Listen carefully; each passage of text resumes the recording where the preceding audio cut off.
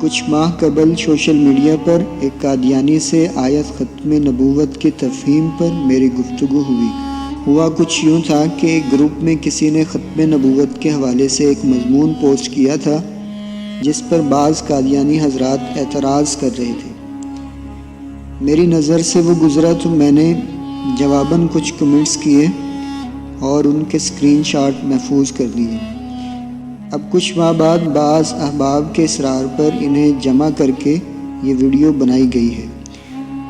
یہاں اس بات کی وضاحت کر دوں کہ یہ کوئی نجی گفتگو نہیں تھی، بلکہ یہ ایک پبلک گروپ میں اوپن فورم پر پبلک گفتگو تھی، اس لیے افادہ عام کے لیے اسے شائع کرنے میں کوئی قباحت نہیں۔ تاہم اس ویڈیو میں فریق ثانی کا نام ظاہر نہیں کیا جائے گا۔ یہ ختم نبوت کے حوالے سے ایک مضمون سے اقتباس ہے جو کسی نے گروپ میں پوسٹ کیا تھا۔ نبی ہر قوم میں اور صدیوں تک آتے رہے ہیں۔ ان کی بعثت کا مقصد لوگوں کی ہدایت اور اتمام حجت کا اہتمام تھا۔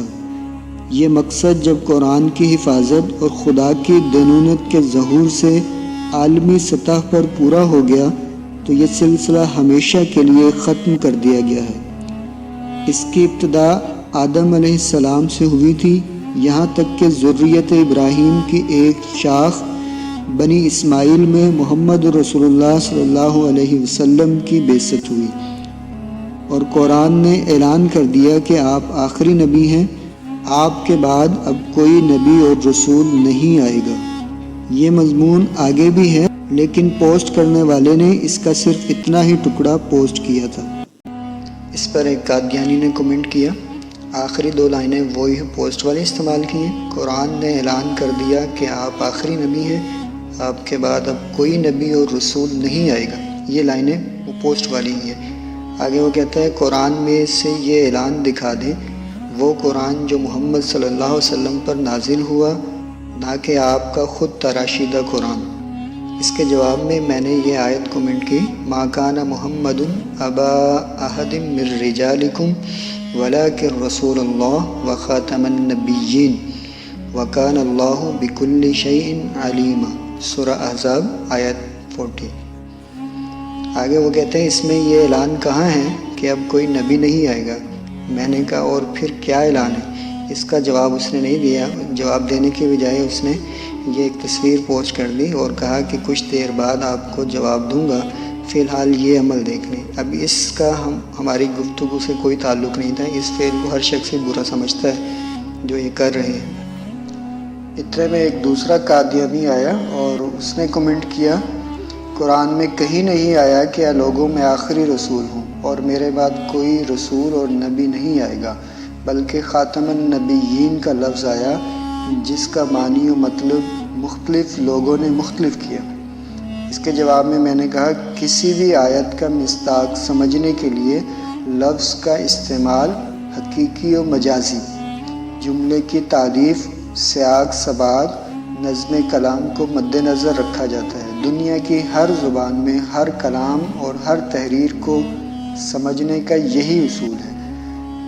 لفظ خاتم کے جتنے بھی مطلب ہیں ایک ایک کر کے آیت میں رکھ کر دیکھ لیجئے، کوئی دوسرا مفہوم کیوں کر نکل سکتا ہے؟ یعنی لفظ کا حقیقی مطلب بھی ہوتا ہے اور اس کا مجازی مطلب بھی ہوتا ہے۔ مثلا شیر ایک درندے کو کہتے ہیں جو جنگل میں ہوتا ہے، لیکن شیر کا مجازی مطلب بہادر شخص بھی ہوتا ہے۔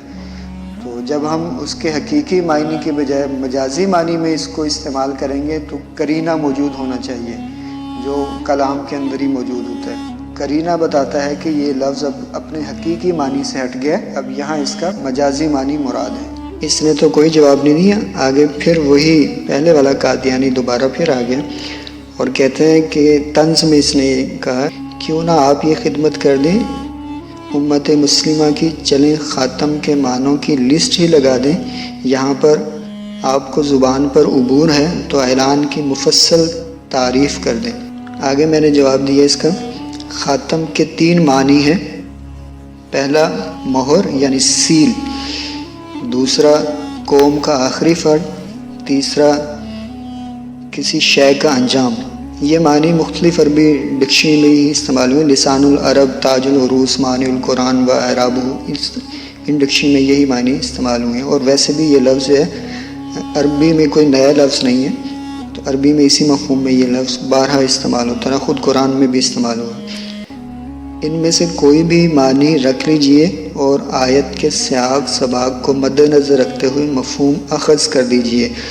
آگے پھر میں نے اس آیت کا ترجمہ پیش کیا. محمد صلی اللہ علیہ وسلم تمہارے مردوں میں سے کسی کے باپ نہیں ہیں بلکہ اللہ کے رسول اور نبیوں کے خاتم ہیں، اور اللہ ہر چیز سے باخبر ہے. آگے یہ کہتے ہیں نمبر 2 اور نمبر 3 خاتم کے معنی ہے، اور لفظ خاتم ہے مطلب تا کے نیچے زیر اور زبر. یہ خاتم اور خاتم کی پھر بحث چھیڑ دیتے ہیں. قرآن میں خاتم کا لفظ استعمال ہے، تو یہ کہتے ہیں دوسرا اور تیسرا خاتم کے معنی ہے، جبکہ قرآن میں لفظ خاتم ہے، اس لیے پہلا معنی ٹھیک ہے یعنی مہر. اب اس کی بھی وضاحت کر دیں اور ساتھ ہی اعلان کا بھی بتا دیں. آگے میں نے جواب دیا بہت اچھی بات ہے. پہلا معنی مہر یعنی سیل ہی لے لیجئے. اب آیت میں رکھ کر مفہوم دیکھیے. محمد صلی اللہ علیہ وسلم تمہارے مردوں میں سے کسی کے باپ نہیں ہیں بلکہ اللہ کے رسول اور نبیوں کی مہر یعنی سیل آف دا پروفٹس ہیں، اور اللہ ہر چیز سے باخبر ہے. آگے میں نے بتایا وہ بار بار کہہ رہے اعلان کی وضاحت کر دیجیے. لفظ اعلان کی بحث کا اس آیت سے کیا تعلق ہے؟ آپ اسے بیان کہہ سکتے ہیں. مطلب اعلان پر اعتراض نہیں کہ اس میں اعلان کہاں کیا گیا، تو اعلان نہیں تو آپ بیان کہہ لیں، دونوں میں سے ایک ہی بات ہوگی.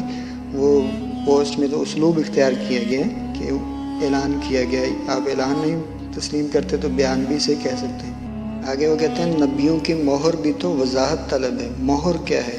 مہر کی کیا تعریف کریں گے؟ جس پر میں نے کہا مہر سیل، حالانکہ میں نے اوپر بھی جگہ جگہ لکھا تھا مہر یعنی سیل کے سیل. مہر یا تو سیل ہوتی ہے یا سٹیمپ ہوتی ہے، دو ہی چیز ہوتی ہے. تو میں نے واضح کر دیا تھا کہ مہر سیل ہے یعنی سیل کسی چیز کو بند کرنا. سیل آف دا پروفٹس، سلسلہ نبوت کو بند کرنا. اس کا جواب انہوں نے نہیں دیا. آگے پھر انہوں نے ایک ویڈیو پوسٹ کی. وہ کہتے ہیں please listen to this few minutes video. This مولوی صاحب has explained it very well.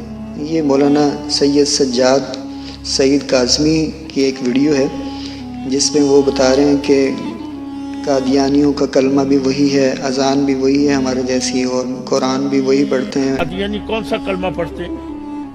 لا الہ الا اللہ محمد رسول اللہ. قادیانی کتنی نمازیں پڑھتے ہیں؟ 5 نمازیں. وہ اپنی نمازوں سے پہلے اذان دیتے ہیں.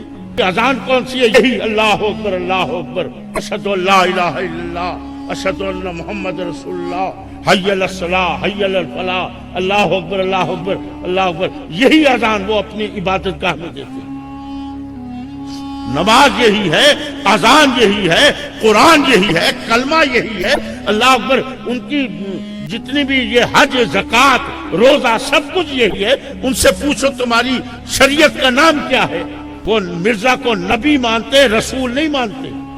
اس لیے ان سے پوچھیں کہ تمہاری شریعت کا نام کیا ہے، تو وہ کہیں گے شریعت محمدیہ، کیونکہ مرزا کو نبی مانتے، رسول نہیں مانتے.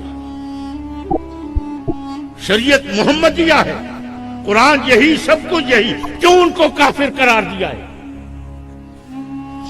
صرف ایک لفظ کا ترجمہ تبدیل کیا، ایک لفظ کا، اور وہ کون سا ہے؟ خاتم. وہ لفظ کون سا ہے؟ خاتم. اللہ. وہ کہیں گے مانتے ہیں ہم خاتم النبیین مانتے ہیں، اللہ اکبر اللہ. قرآن پڑھتے ہیں اس میں خاتم النبیین پڑھتے ہیں، حضور کو مانتے ہیں. لیکن انہوں نے اس کا کیا کیا؟ صرف خاتم کے لفظ کا ترجمہ تبدیل کر دیا. خاتم اس ہیرے کی انگوٹھی کو کہتے ہیں جو زیورات میں چاہے کتنے ہی زیورات پڑے ہوں، لیکن تمام زیورات میں اپنے ہیرے کی وجہ سے وہ اس طرح چمک رہی ہو، دمک رہی ہو کہ سارے زیور ہیچ ہو جائیں اور وہ سب سے اعلیٰ نظر آئے.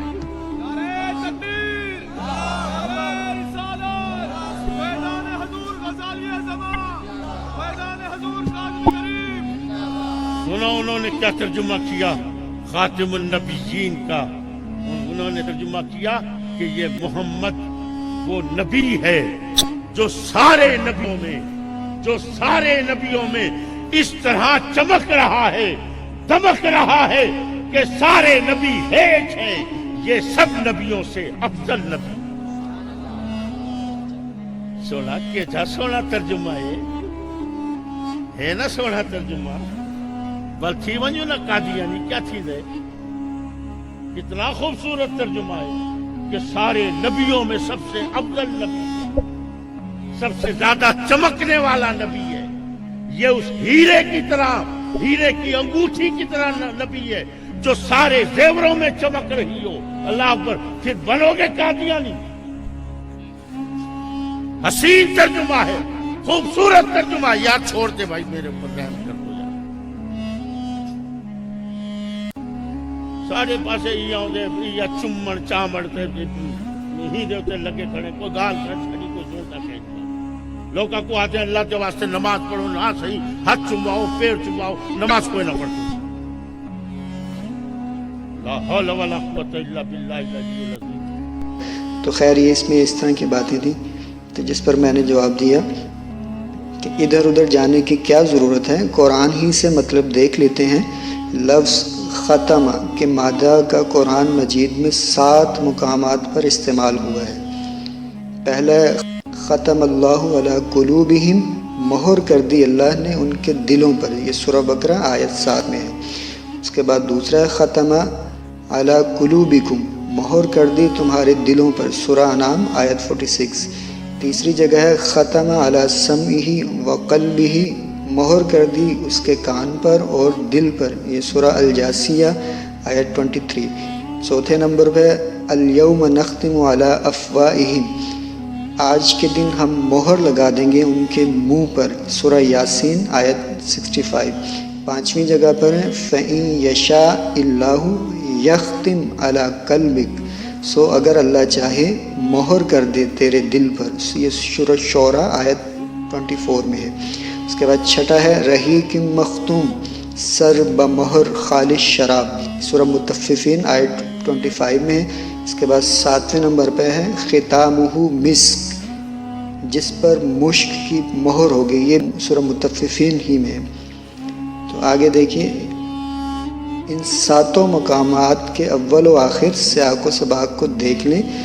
ख़तमा के मादा का लफ्ज़ जहाँ कहीं इस्तेमाल हुआ है, इन तमाम मकामात पर कदरे मुश्तरक ये है कि किसी चीज़ को ऐसे तौर पर बंद करना, इसकी ऐसी बंदिश करना कि बाहर से कोई चीज़ इसमें दाखिल ना हो सके और अंदर से कोई चीज़ इससे बाहर ना निकाली जा सके, वहाँ पर ख़तमा का लफ्ज़ इस्तेमाल हुआ है। मसलन पहली आयत को देख लें कि अल्लाह ताला ने इन काफिरों के दिलों पर मोहर कर दी। क्या मानी कि कुफ्र इनके दिलों से बाहर नहीं निकल सकता और बाहर से ईमान इनके दिलों के अंदर दाखिल नहीं हो सकता, इसलिए फरमाया ख़तम अल्लाहु अला कुलूबिहिम, अल्लाह ने इनके दिलों पर मोहर कर दी। अब ज़ेर बहस आयत ख़ातमन नबीयीन का इस कुरानी तफसीर के एतबार से तर्जमा करें तो इसका मानी ये होगा कि रहमत दो आलम सल्लल्लाहु अलैहि वसल्लम की आमद पर अल्लाह ताला ने अंबिया अलैहिस्सलाम के सिलसिला पर ऐसे तौर पर बंदिश कर दी या बंद कर दिया, मोहर लगा दी कि अब किसी नबी को ना इस सिलसिले से निकाला जा सकता है और ना किसी नए शख्स को इस सिलसिला नबूवत में दाखिल किया जा सकता है। सिलसिला नबूवत अब मोहर बंद हो गया है।